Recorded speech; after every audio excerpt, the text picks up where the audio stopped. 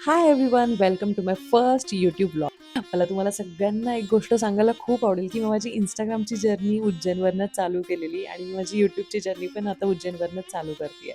So mostly मी आणि माझा नवरा आता कुठेही जायचं असेल तर गाडीनेच जायचं असं ठरवतो, कारण की आपल्याला हवे तेवढे स्टॉप घेता येतात.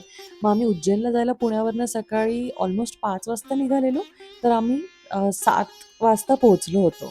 10च्या दरम्यानचे आमचे शयन आरतीचे पासेस होते. ₹250चा पास मिळतो, जो तुम्ही ऑनलाईन पण काढू शकता. सेम डे 4 वाजता त्यांच्या साईटवरती मिळतो.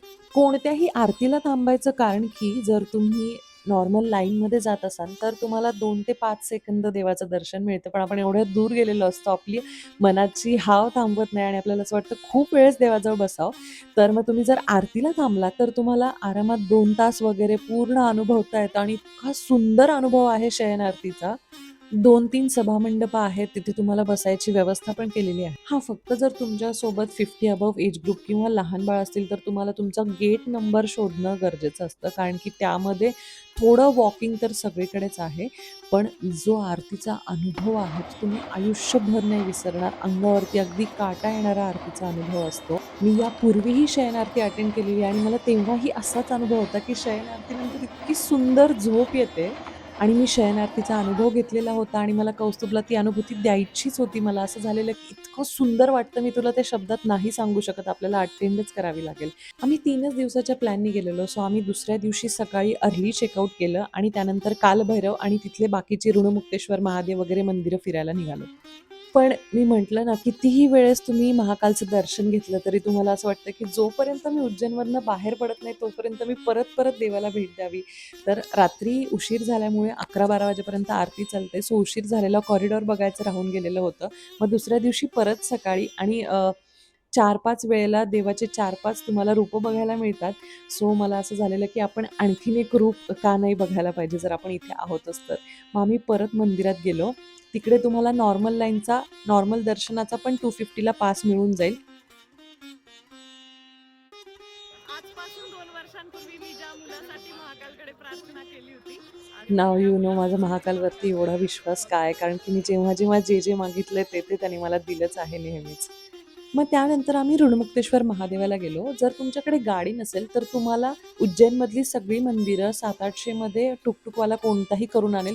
आम्हाला इंदोरला जायचं होतं, पण जर आम्ही इंदोरला थांबलो असतो, तर आमचं ओंकारेश्वर राहिलं असतं. म्हणून आम्ही इंदोरचा प्लॅन स्किप केला आणि तिकडनं ओंकारेश्वरला डायरेक्ट गेलो. ओंकारेश्वरला आम्ही दिवसा पोहोचलो होतो. सो ममलेश्वर आणि ओंकारेश्वर दोघांचं दर्शन आम्हाला सेम डे करायचं होतं.